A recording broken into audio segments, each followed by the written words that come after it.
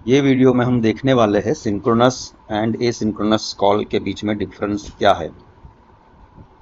पहले हम समझते हैं एक एनालॉजी। तो एज्यूम करो कि एक ऑफिसर है जिसको कोई एक फाइल पर सिग्नेचर चाहिए किसी दूसरे ऑफिसर का। तो इस सिचुएशन में वो क्या कर सकता है कि ऑफिसर जो है वो दूसरे ऑफिसर की सिग्नेचर लेने के लिए दूसरे ऑफिसर के डिपार्टमेंट में विजिट करेगा। वो करने के लिए वो लिफ्ट लेगा, दूसरे ऑफिसर की ऑफिस पे जाएगा एंड वहां पर जाके वो फाइल प्रेजेंट करेगा और दूसरा ऑफिसर उस फाइल पर साइन करेगा।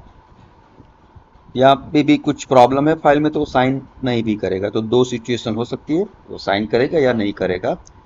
तो साइन हो गया, एज्यूम करो कि फाइल पर साइन हो गया, तो वो पहला जो ऑफिसर है वो फाइल लेके वापस आएगा अपने ऑफिस में एंड उसके बाद उस फाइल के ऊपर जो फर्दर प्रोसेसिंग करना है वो करेगा। तो इस सिचुएशन में आप देखोगे कि जो ये ऑफिसर है वो फाइल लेके दूसरे ऑफिसर के पास जाता है एंड वापस आता है, उस टाइम पर वो कुछ भी नहीं कर सकता है। तो उसको कहते हैं हम ब्लॉकिंग बिहेवियर। तो ये इसका डिसएडवांटेज है कि ब्लॉकिंग बिहेवियर में ये जो ऑफिसर है वो उसको फाइल पर सिग्नेचर चाहिए लेकिन वो खुद जा रहा है फाइल के ऊपर सिग्नेचर लेने के लिए, तो उसका टाइम वहाँ पर वेस्ट होगा, तो वो कुछ काम नहीं कर सकता है। तो उसको बोलते हैं ब्लॉकिंग बिहेवियर। अब दूसरा जो पॉसिबिलिटी है इस सॉल्यूशन का वो है नॉन ब्लॉकिंग बिहेवियर या नॉन ब्लॉकिंग वर्क। तो वी हैव सेम सिचुएशन हमारे पास कि ऑफिसर है, उसको फाइल पर सिग्नेचर चाहिए दूसरे ऑफिसर का।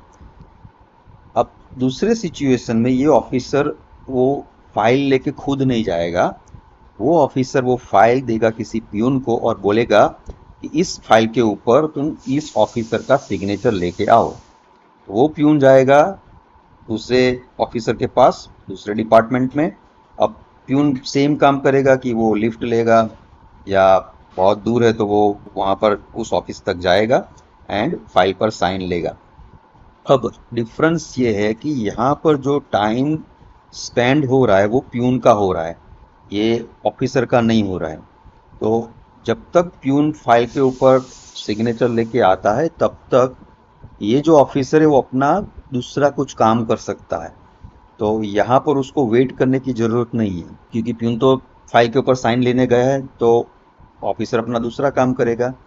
अब प्यून फाइल पर साइन लेके आ गया, तब फाइल अवेलेबल है, तो अब ऑफिसर वो साइन फाइल के ऊपर कुछ प्रोसेसिंग करना है तो वो करेगा। तो इसको बोलते हैं नॉन ब्लॉकिंग बिहेवियर। तो यहाँ पर ये ऑफिसर का टाइम वेस्ट नहीं हो रहा है। अगर आप पहले की सिचुएशन देखो तो वहाँ पर ऑफिसर खुद काम नहीं कर सकता है क्योंकि ऑफिसर खुद जा रहा है फाइल लेके, तो टाइम पीरियड पे वो ऑफिस में कुछ काम नहीं कर सकता है बिकॉज वो खुद ट्रैवल कर रहा है। तो नॉन ब्लॉकिंग बिहेवियर में हमको ये फायदा मिलता है। तो ब्लॉकिंग जो कॉल है उसको सिंक्रोनस कॉल भी बोलते हैं एंड नॉन ब्लॉकिंग कॉल है उसको एसिंक्रोनस कॉल भी बोलते हैं। तो this synchronous and asynchronous call ये प्रॉमिस समझने के लिए बहुत ही इंपॉर्टेंट कॉन्सेप्ट्स है। इसका हम एनालॉजी देखते हैं रिएक्ट एप्लीकेशन के साथ।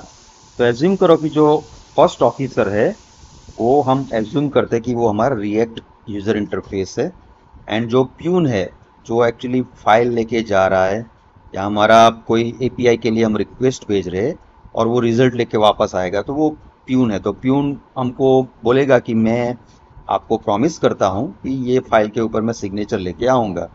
तो ये प्यून प्रॉमिस रिटर्न करेगा। तो प्यून का काम कौन करेगा?